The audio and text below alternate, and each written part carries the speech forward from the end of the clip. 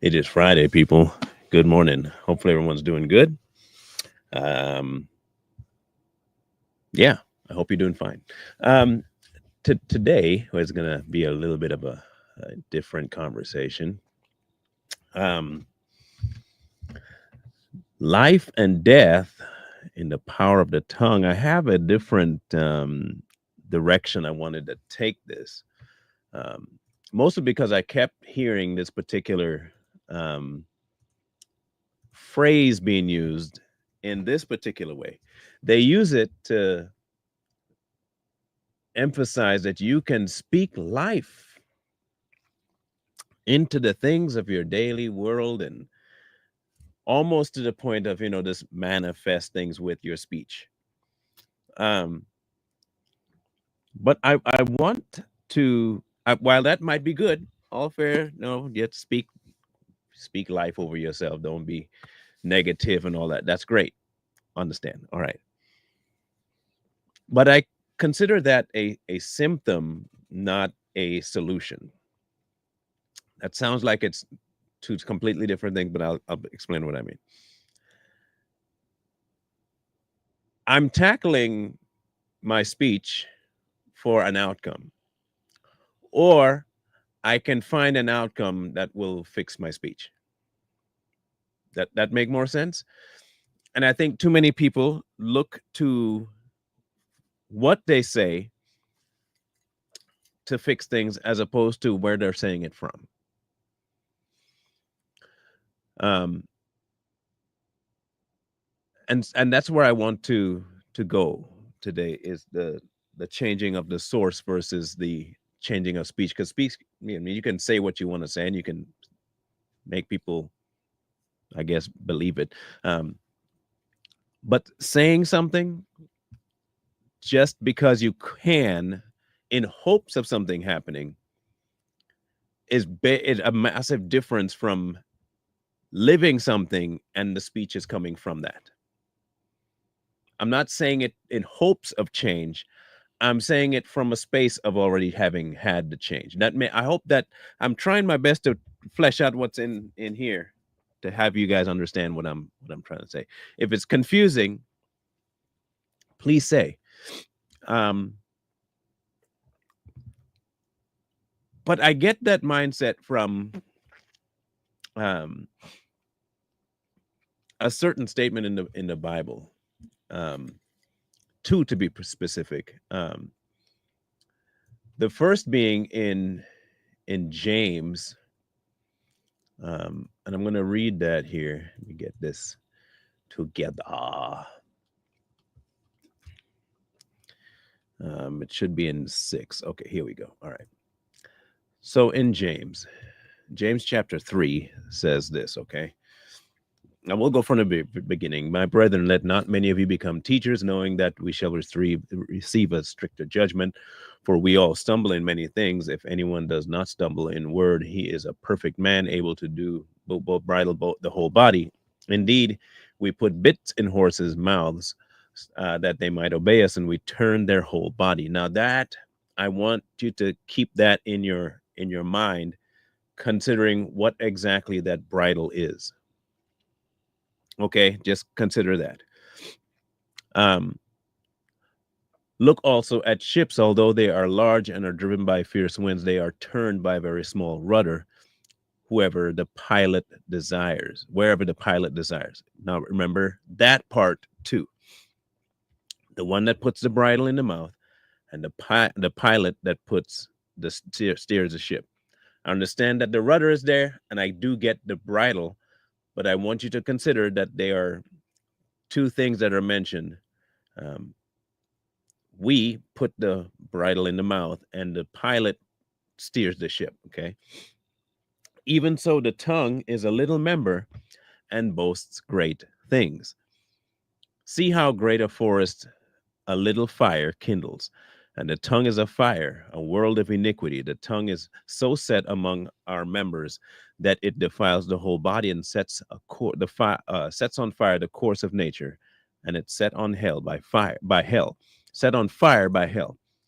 For every kind of beast and bird, of reptile, sea creature, is tamed and has been tamed by mankind, but no one can tame the tongue. It is an unruly evil full of deadly poison. With it we bless our God and our Father, and with it we curse men and have been blessing and have been made into similitude with God. Out of the same mouth proceed blessing and cursing. My brethren, these things ought not be so. Okay, listen, not ought not be so. Does a spring send forth fresh water and bitter from the same opening? Can a fig tree, my brethren, bear olives, and a grape vine bear figs? Thus, no spring can yield both fresh and salt water. Okay. Now, I've heard many take that particular verse and leave it as a choice factor on how you rudder your tongue. And if you look at it that it makes sense on the surface. We're in James, Chris. It makes sense. It does. However, it says in there that no man can do it, right? But there is one who can. I think the unfortunate thing that most people, when going at the word and trying to live this Christian life, they approach it from a I'm going to do thus, thus, thus, and thus. And I will be changing this, this, this, and this. And I will, and I will, and I will. And if failure occurs, the first thing, of course, that sets in is guilt. But because you tried to do it, the guilt is now on yourself, and you are going to try even harder the next time. And the next time you fail again, the eventual result will be you just stop living the parent Christian life. It is usually what takes place first. You quit living it. But what if you were not the one putting in the bridle? What if you are not the one changing directions of the ship? What if you're not the one trying to control the tongue? What if the life and death that is talking about is in the power of the tongue is you accepting life, verbally accepting Christ as life, and him being the one changing the tongue? Him being the one curtailing, adjusting, fixing. Christianity today is very self-serving. And it started a long time ago. We get that. Um, even as you know, when we had the I think it was in the 90s. I'm pretty sure it was in the 90s. Um, the What Would Jesus Do bracelets. Remember that? Um, or the bumper sticker, Jesus is my co-pilot. Remember those? For a while now, we have been doing life, and Jesus was our assistant. Does that make sense? We have had him as a friend. What a friend we have in Jesus. Um, he has been a sidekick, and I don't mean that like Robin kind of thing, but I mean like he's just been on the side. He's been the assistant. He has been the co-pilot. We kind of look at his life and say, well, if he did that, maybe I'll do this. Um, he hasn't been in the leadership position for a while. He's been the model. He's been the person that we kind of say we look to be like him. But I don't think we really accept the fact that he is life. And since power of life and death is in the tongue, and he asks us to confess him, do you see where if you embrace life verbally, You are now no longer trying to make something happen on your own. It's a function of the life you just accepted. We don't want almost, it's almost like, but if we do that, we have this idea that what credit am I going to get for it? Um, I'm out of the control arena. So how am I going to make sure this happens all the time? And that therein lies our biggest issue, I believe. We say we accept life, but we function in death because everything's here. Nothing's here. Everything's here. We want to say something, verbalize it, but it's not a heartfelt giving of ourselves because we have not spoken life. We've agreed with death, but we haven't spoken life.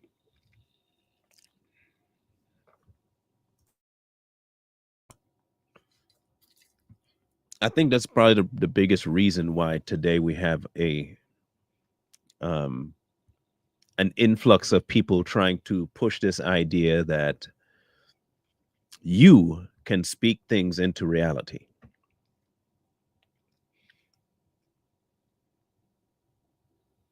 You can speak things into reality. You can do this. You. So here's my question to you guys.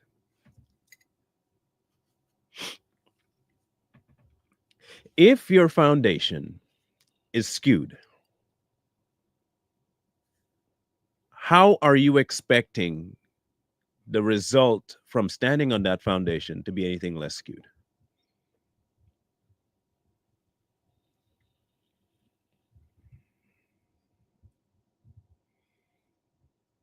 How?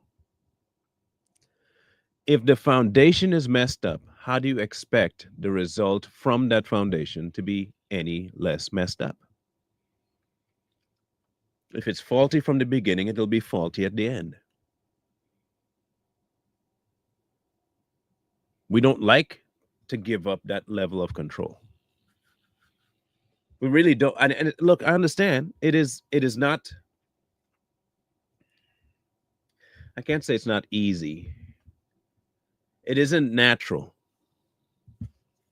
It isn't natural for humankind to relinquish full, unequivocal control to God, especially when we don't know Him.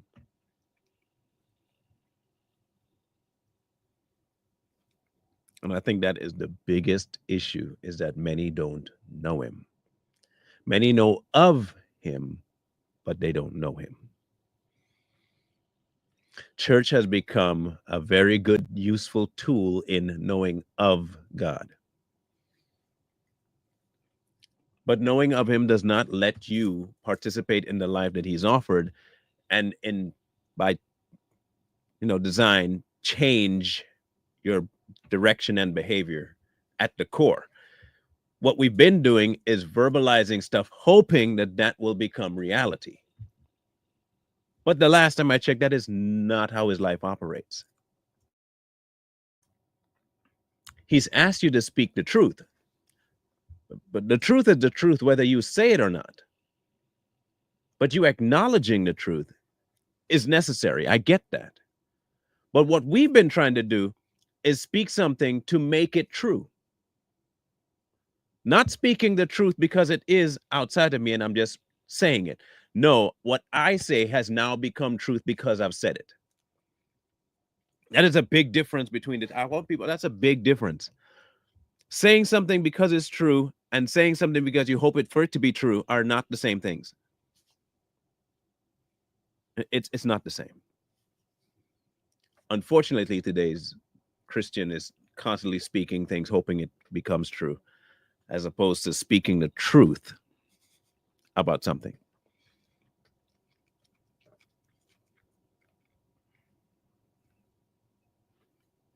We keep hoping for this and hoping for that and wishing and wanting. But we have not picked up truth yet. Not all of us. The majority of us has not picked up truth. Truth is just there waiting for you to pick it up and acknowledge it, that it is real. It is true. It is there. Here's the truth.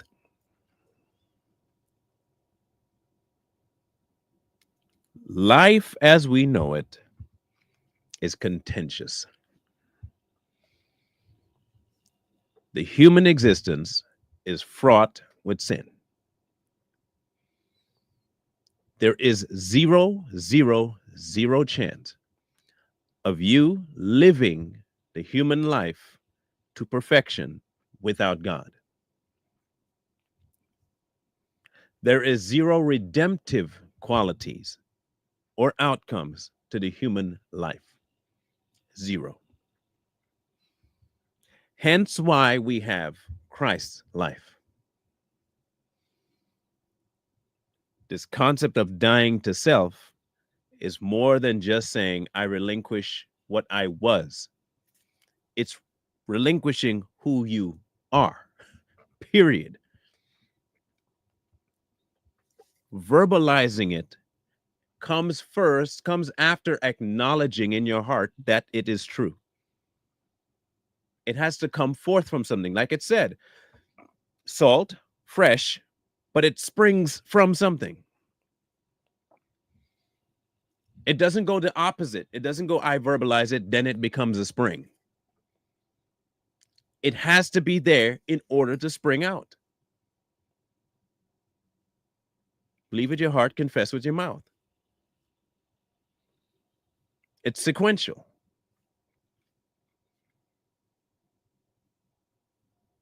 We want to do the opposite, but actually never add the changing of the heart. We love verbalizing. The verbal is easy to do without the heart change. It really is, because you can convince people to gain their statement, say, yeah, that's true. And then you feel good about yourself, but the internal hasn't changed. The internal temperature is the exact same as it was before, but you can verbalize it.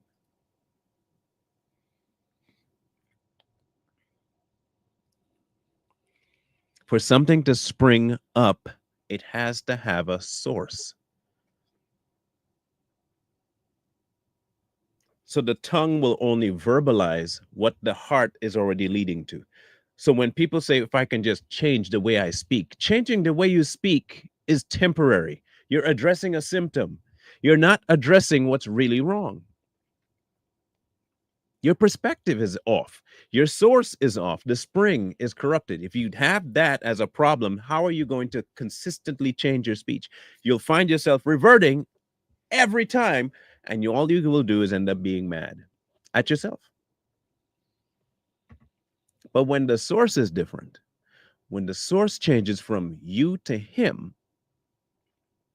it becomes way easier to do. And I mean exponentially easier to do, because you're not relying on some random source.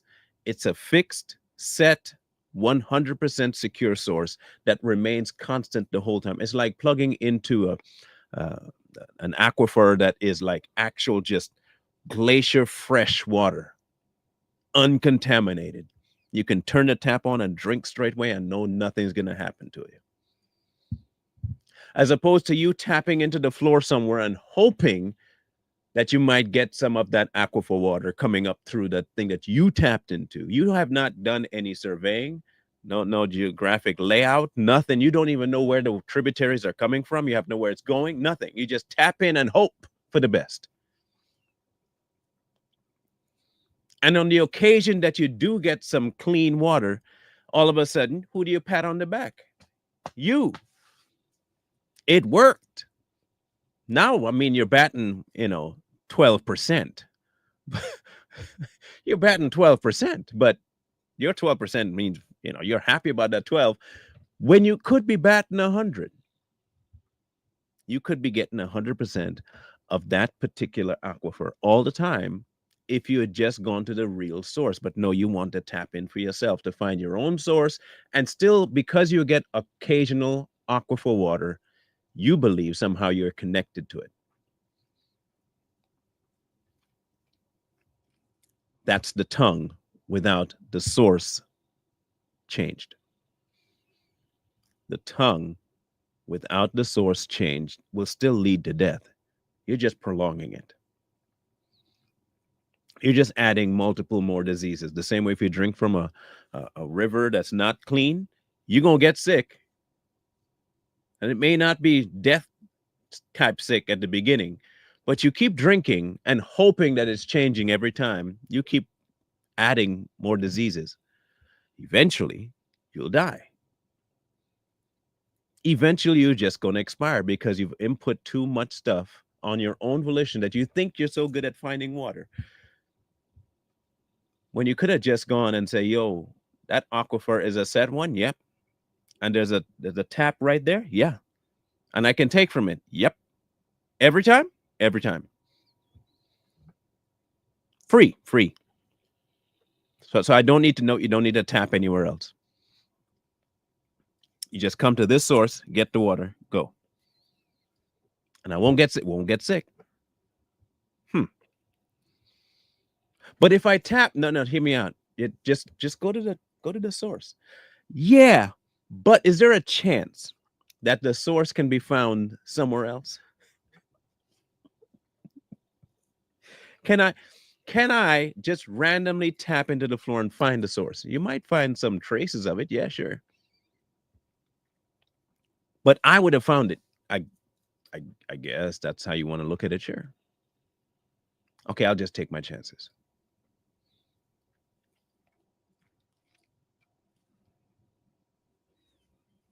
So you take your chance and you fail, you fail, you fail, you fail, you fail, you fail, you fail, you succeed, you fail, you fail, you fail, succeed, fail, succeed, fail, fail, fail. Eventually be like, man, this is stupid. I ain't doing this no more. I'm done.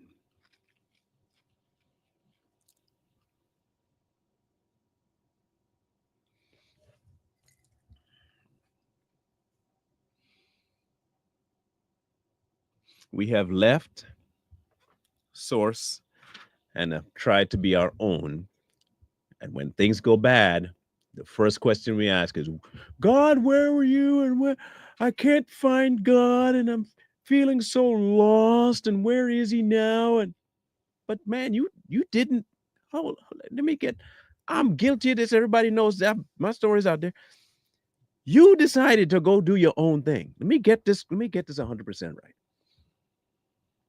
You decide to follow your own mindset about something. No consultation. Change the source altogether. You're going to do that. Something goes wrong, and you blame the one person that told you not to do what you just did.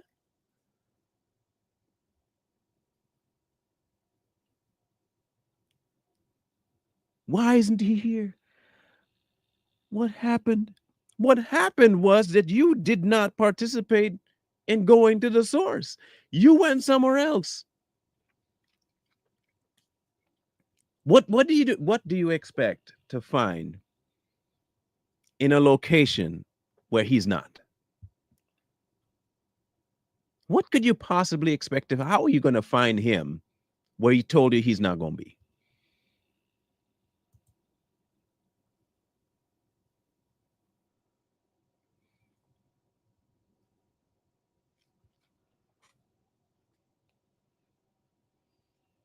I don't know how we got to this idea, especially saying we read his word. We say we read it. That's what we say. But if you say you read it and it's in there, and he told you this, and you decide not to do it, what outcome did you expect to happen? Like honestly, what outcome are we expecting?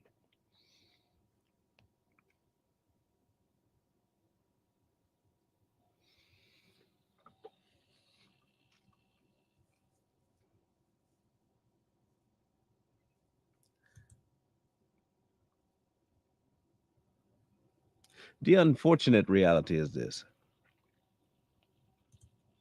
changing someone's idea about how to control the tongue is going to be difficult because we really believe that we have the power to, the same way that it says that, People think they can, but you can't. The thing about a rudder too on ships is they're probably the most dangerous portion of the ship as well. So like, because it creates a current in the water. Okay, a big enough ship can create a current with its rudder, right? And you have the propellers as well. So you have the rudder that aims that propeller. So it changes the ship's direction. Now, because those propellers are attached to the rudder, if you are the ship and someone else is caught in that current, they can die. They can die.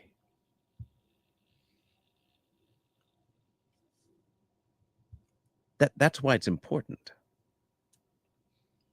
that the person steering the ship knows how to avoid certain things.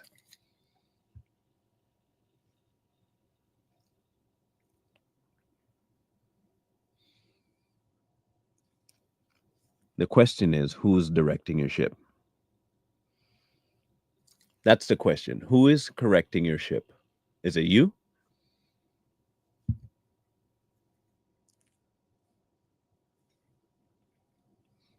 It shouldn't be, because you shouldn't be in charge of your own ship anymore. Technically, we should all be part of the same ship on board, and he should be directing the rudder.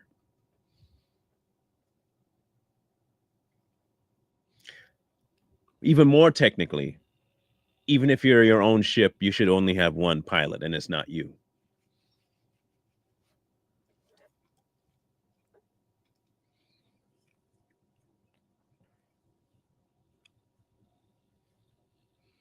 So in all the conversation and talking and blah, blah, blah, blah, blah, the reality of it is that we don't really functionally follow. We don't functionally give up. We have not yet functionally given in.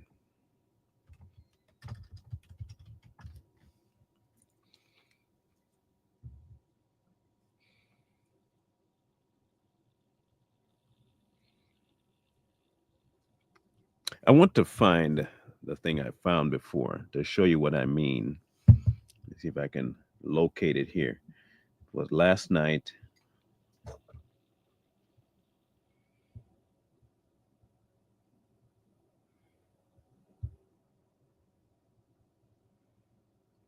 Let's see. It wasn't from somebody that we would normally listen to either, by the way. Okay, good. Found it. Let me see and refresh here. Bring it up. Goody. All right, copy. This will be an example of what it means to function with the tongue from a poor source. Okay, from a very poor source. And I'm not saying listen to the man. I'm not saying listen to this man. I'm asking you to listen to what he's trying to convey to you and how false the location that he's coming from is. Okay, so the verse they're using is in Proverbs 18:21. The tongue has the power of life and death, and those who love it will eat its fruit. Okay, cool. When you see the person and you see the name up there, just bear with it. It'll make sense when he's done. 18:21 says that the power of life and death is in the tongue.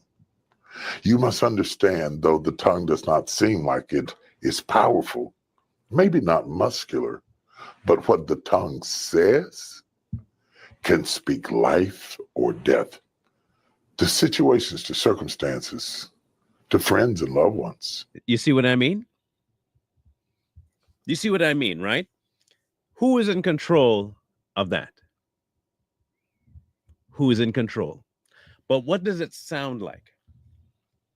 Sounds great though, right? It sounds really, really, really, really good. You can be a light or a harm to people just by what you say. That's On its surface, amazing because it's true. That is true. But wait, To employers and employees, you have so much power in the way you speak. You have power in the way you speak to your children or your spouse. do you hear it yet? Do you hear the location yet? Have you heard the location being expressed yet? I'm waiting. I'm waiting for you to tell me what the source so far is. Let me see if y'all can guess it. I'll wait to see the comments. Exactly, June. You.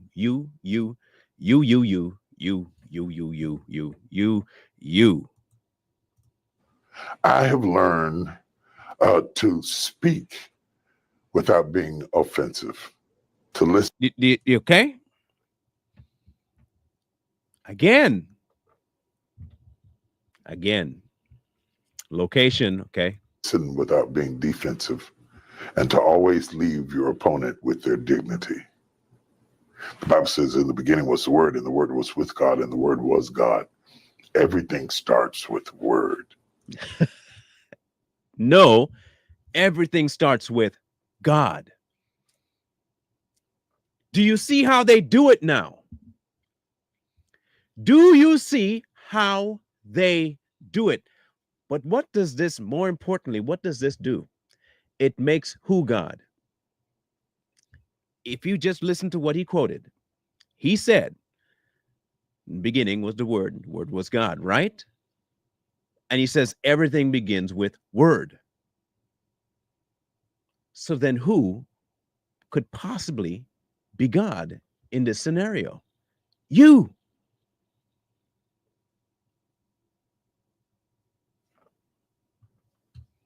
And it's very, very, and I mean, they're good. They are good at what they do, real good.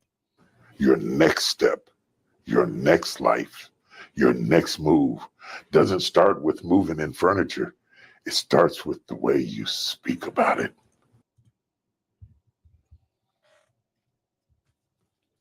You see, this has nothing to do with God moving in your life. It has everything with you making things move because you say so.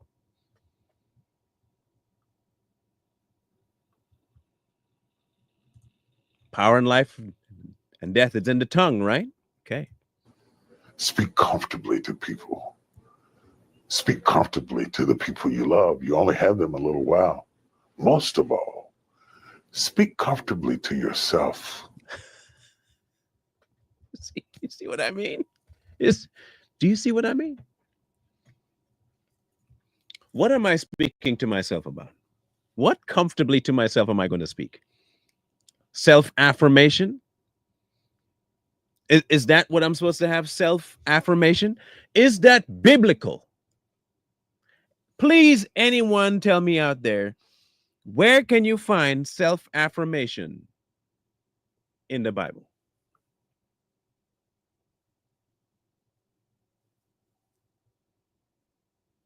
The tongue, life and death.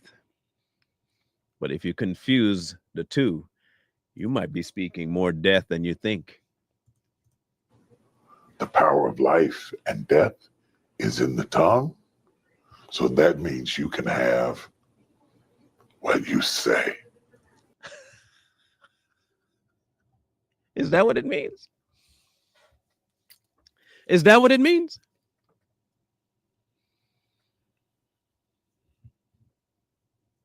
So that because the power of life and death is in the tongue, you can have what you say.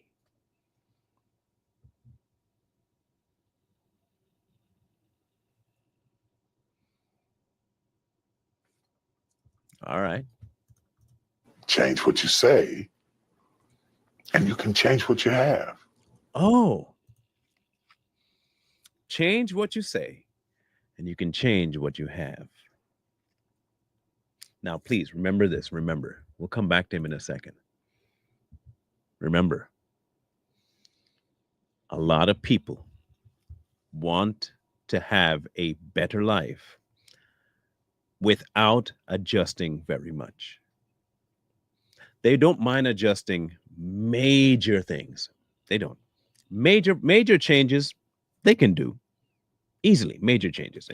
Anybody can do a major change. A major change, boom.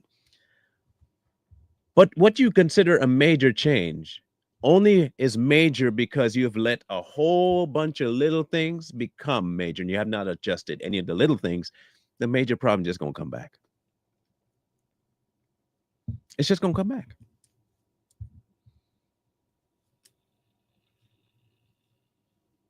But if you can just adjust what happens to you because of what you say, then I'm not going to hell. Huh, there it is. I'm not going to hell. I believe it. There you go. Case solved. Why would I need salvation if I can just say and have? Remember, life and death is in the tongue, right? I'm not going to hell.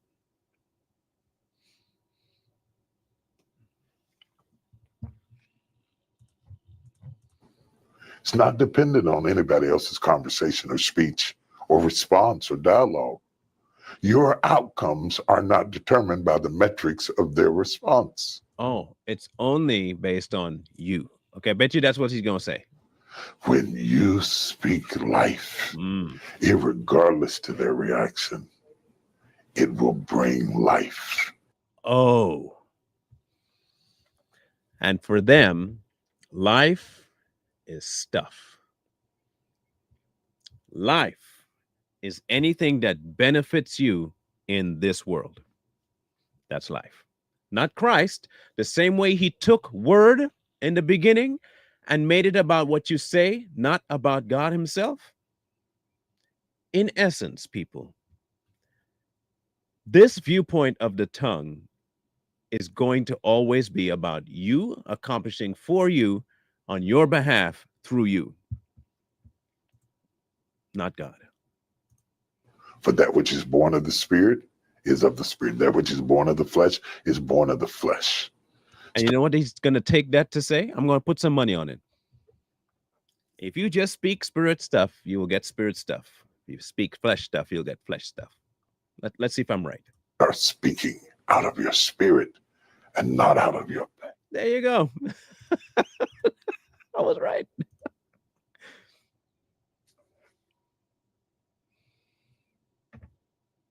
Yeah. Okay.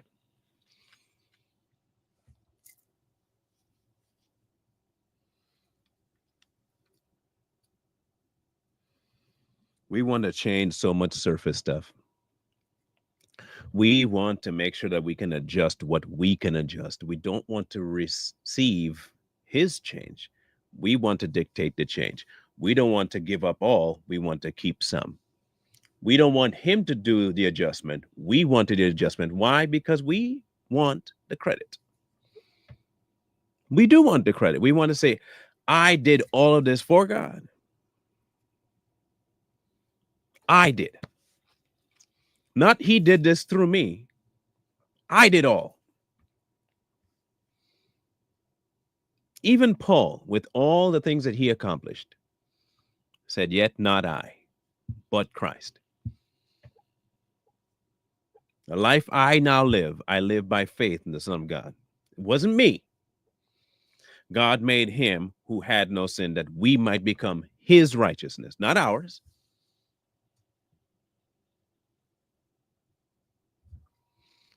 We don't have anything to bring of value to this journey. What we have is worthy of being burned, chaff. That's it. But what he gives us is of far more value.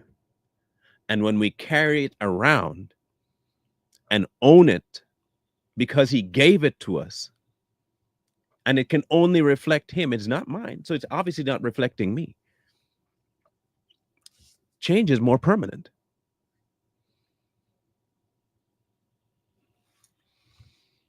I want a BMW. I said it. Let me look outside. Is it there? Is it there? Please let me know if you find it. Um, I want to never have to do leg day again. I said it.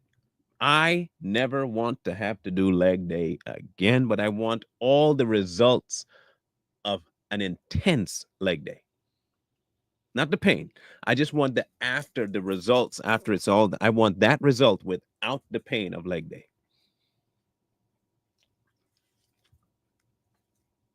It's not there. Oh man, it must be your faith. You don't have enough faith, or you didn't say the right color. You didn't give the color. You didn't give the size of the engine. You didn't give enough detail. You got to give more detail.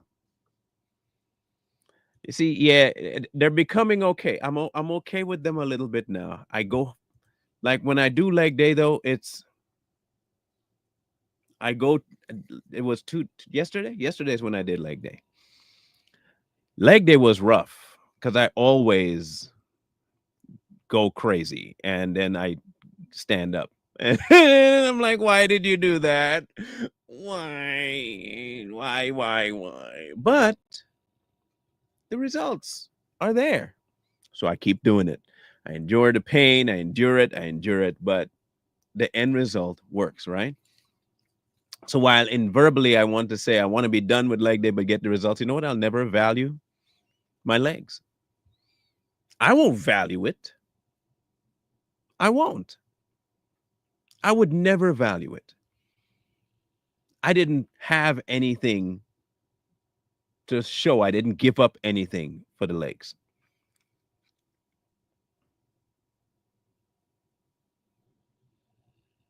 But when I give up all of the responsibility, the control, and I give all that up, and that's a sacrifice I have given, I've sacrificed it. Boom. The result now I can feed on.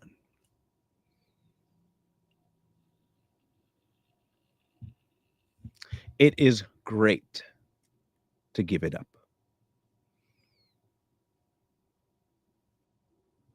It is great.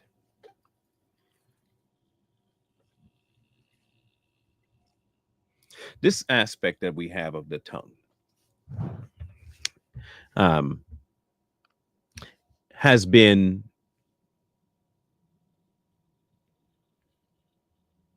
so self centric for so long that it almost seems foreign to say Christ is, and he controls this, and he controls that.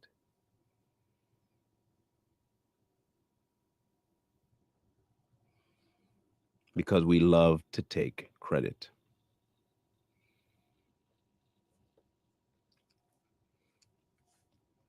I would dare say the only way I would accept the results of leg day um, without the hard work is if I were given a brand new body. And I was given a brand new body. I was called to die to self.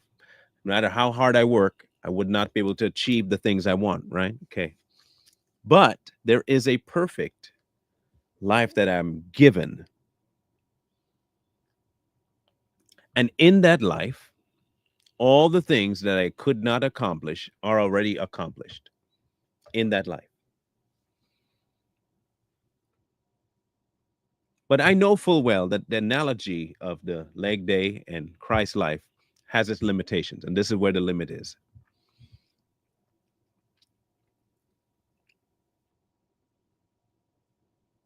There is no sacrifice on any side when it comes to my leg day. I don't sacrifice time and energy, and the result of it, nothing sacrificed either way. And I still take credit.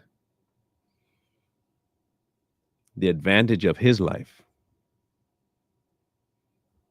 is this: I don't have to take credit. I don't want to take credit because I'm dead.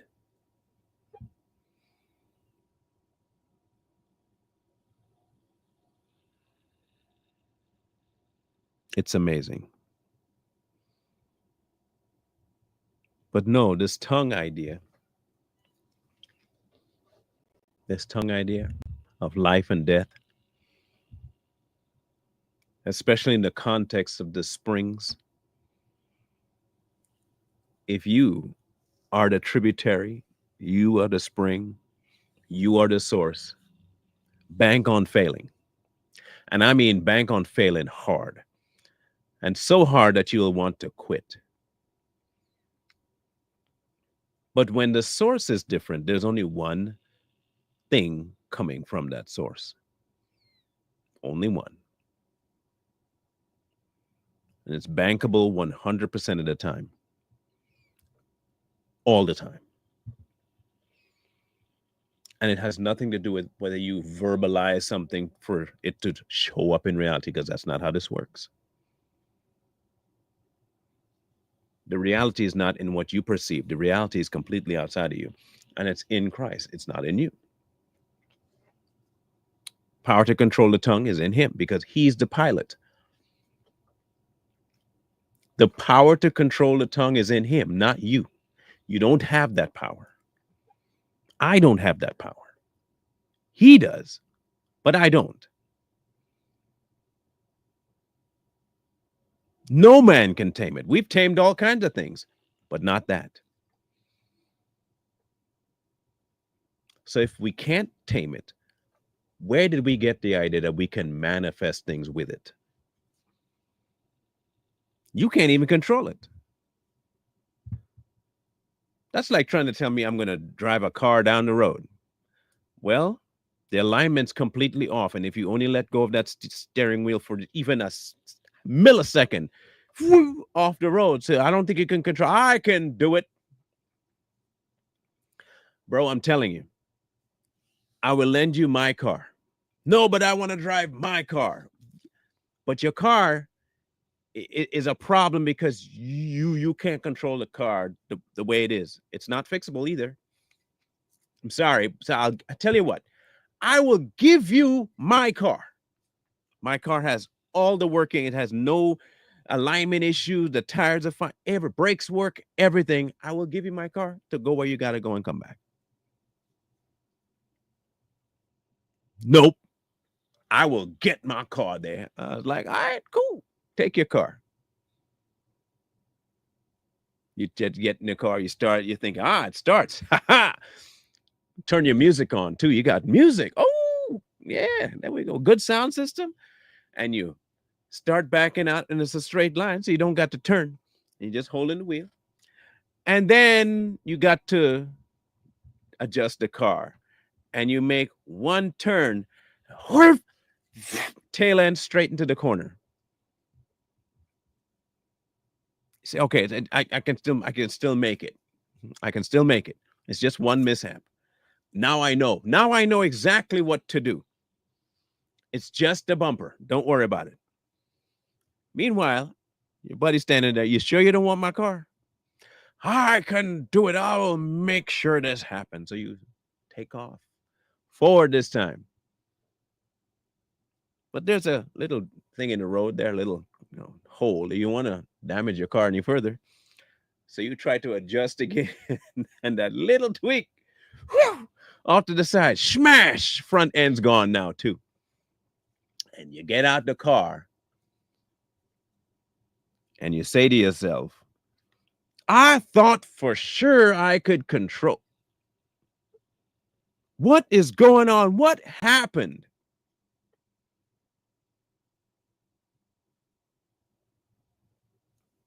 Your car is out of alignment and you couldn't control it. That's what happened. And you thought you could control it and you couldn't. Not now, you're definitely without a car. Now do you want my car? No, I'm going to get it fixed. Then you take it to the shop. Hear me out. You take it to the shop and you tell the shop, fix the body, but don't worry about the alignment. I can control that. Don't try and adjust the alignment. I can control the alignment. Please just fix my car. The bumper is smashed. The front end is smashed. Fix those two things, but I can handle the alignment. They say, well, you want me to just take a look at the alignment? And they say, go ahead and take a look. And they tell you that's not repairable, man. Even if I wanted to repair it, I couldn't repair it. And you said, well, that's no, it's okay. I can handle this. Trust me. And he's looking at you saying, nobody could handle this, bro. It's not fixable.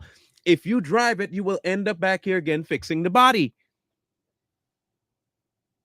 But you know, people, I will make it happen. Mind you, the place you were going to go, you never made it to. Then you get mad at the fact that you missed a meeting and you missed this and you didn't make it to here, you didn't make it to there. You're the one that did it. You were given an option to get a clean car, new car, fancy car, movable car, no alignment issues. You didn't take it. You were told advising from somebody else that's not going to work. It's not fixable. You still took it because you think that you have the power to control it. And the amount of damage you do to not only your own car, but to all the surroundings. Because remember, you hit the curb, broke the curb. You hit a pole, broke the pole. You might have hit another car, hit a pedestrian, killed somebody. All because you're not willing to give up and quit trying to control something you can't control.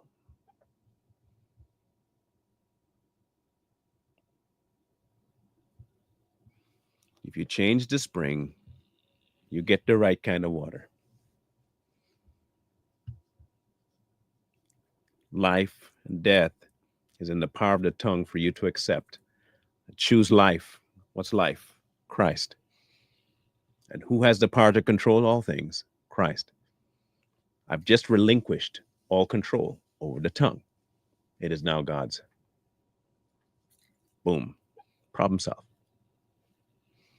You choose death means that you decide that you are going to one to try and control it. It's not going to work. Have fun with that. Have fun with that. Sunday Zoom. We copy the invitation here for y'all. I'm pasting it there. Make sure y'all grab that. Let me see here. Let me go to my channel and see if I had set this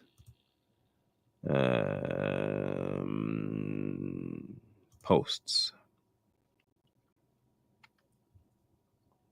Yep. So it's there right now. The 16th is set up. It's on my my YouTube page. Okay. Try it over the weekend. Get in there. Just make sure you can go in. Test it out. For those who are trying to get in and have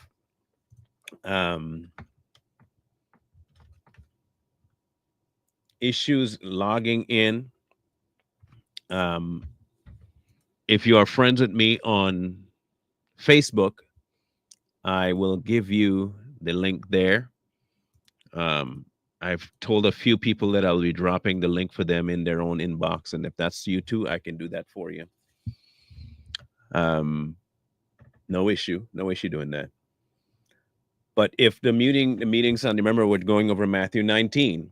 So when we get there, we only have about a half hour in the Zoom meeting, and we'll just carry it over to a StreamYard room, which I will drop for you when we get to that point, so you guys can all come over there too. So we're not stopping after an hour necessarily, or even half hour. We're going to continue it, but in a separate location, depending on how many people show up. Okay. The eventual goal is to upgrade Zoom to facilitate more people. So just so you know. But this Sunday will be I guess would be the last one before I leave. And then we'll have 2 weekends that we're not going to have it because I'll be home with Mom. So Just know that.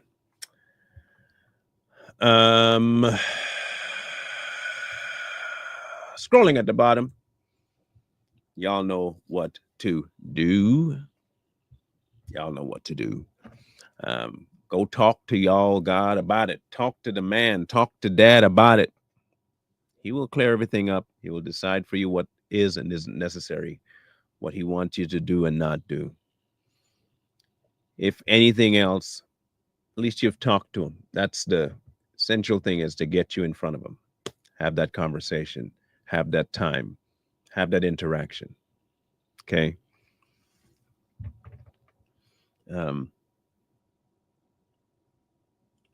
This journey is tough, but it's easier when you let him do it. Okay, so much easier. So much easier. Savage Patriots will be on today at 6:30 Eastern. And Too Strong will also be live tonight. Let me verify that the show's already set up. If it isn't yet, it will be. We'll be doing a partial reaction to something that we came across that we think is a good conversation for us as people to have. So join the conversation tonight. I'm not going to give you any heads up about what it is. You're just going to be a cold turkey surprise for you. Okay, cool. I think that's all. That's all the housekeeping I got. So we'll see you guys later today on Savage, and on Sunday for those of you who are going to make the Zoom meeting. Wisdom calls to you from the street, so please, please, please find wisdom. Peace. Hold tight the dreams, for if dreams die.